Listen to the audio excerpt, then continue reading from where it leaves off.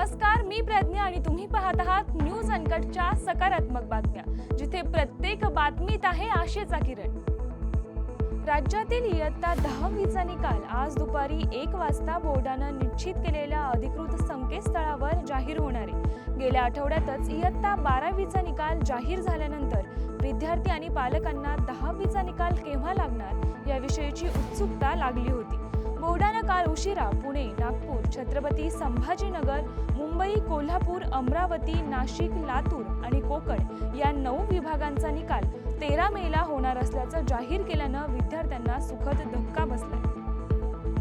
परिचारिका दिन 12 मे रोजी साजरा करण्यात आला। यंदाची थीम होती our nurses our future, caring for nurses strengthens economics. हा दिवस फ्लोरेन्स नाइटिंगेल यांच्या जन्मदिवसाच्या निमित्तानं दरवर्षी साजरा होतो।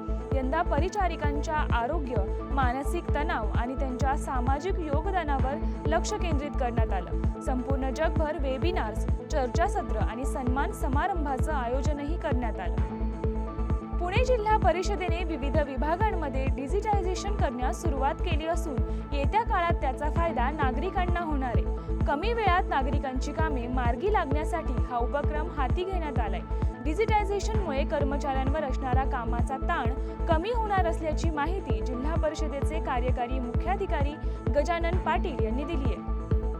जात आणि जात वैधता प्रमाणपत्र हे लवकरच एका क्लिकवर मिळायला सुरुवात होणार आहे। त्याकरिता राज्य सरकार TCS आणि बार्टी या संस्थांच्या सहकार्यानं ऑनलाईन प्रणाली विकसित करणार आहे। याबाबतच्या प्रस्तावाला राज्य सरकारनं तत्वतः मान्यता दिली आहे। ऑनलाईन प्रणाली विकसित झाल्यानंतर नागरिकांना प्रमाणपत्र मिळणं सोयीस्कर होणार आहे। राज्य सरकारकडून सिंहगडाच्या विकासासाठी 285 कोटी रुपये खर्चाचा विकास आराखडा मंजूर करण्यात आलाय।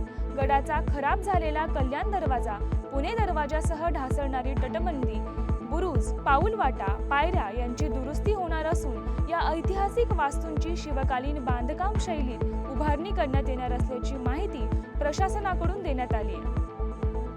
प्रतिष्ठित 78वा कांस चित्रपट महोत्सव आजपासून सुरू होतोय। यावर्षी पहिल्यांदाच आलिया भट्ट कांसच्या रेड कार्पेटवर येणार आहे। जॅकलिन फर्नांडिस, उर्वशी रौतेला यांच्यासह अनेक भारतीय चित्रपट कलाकार या आंतरराष्ट्रीय कार्यक्रमात सहभागी होणार आहेत। दरवर्षीप्रमाणे याही वेळी ऐश्वर्या राय बच्चन तिच्या स्टाईलनं रेड कार्पेटवर आपला जलवा दाखवेल।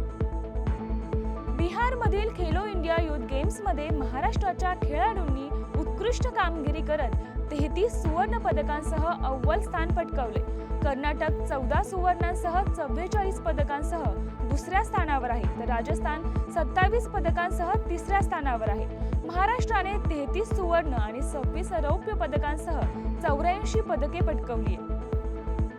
भारत पाकिस्तानमध्ये शस्त्रसंधी जाहीर झाल्यानंतर आता देशात पुन्हा एकदा IPLचे नवे वेळापत्रक जाहीर करण्यात आलं असून उर्वरित 17 सामने खेळवण्यात येणार आहे, तर अंतिम सामना 3 जून रोजी खेळवण्यात येणार आहे।